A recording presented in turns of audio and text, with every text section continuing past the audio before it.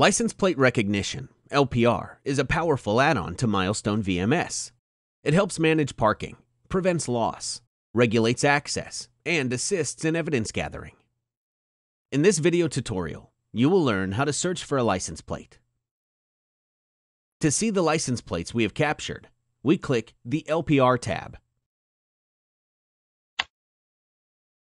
The LPR tab opens, showing all captures from all cameras with all match lists. We want to find a specific plate. Click in the search box. The search begins as soon as we start typing. Notice that all results have a J in the license plate. We continue typing in the search box. Again, our search refines the list. We finish typing the complete plate number. Now we see only JDU615. Clicking on any line item will queue up the corresponding video. Let's click the first item.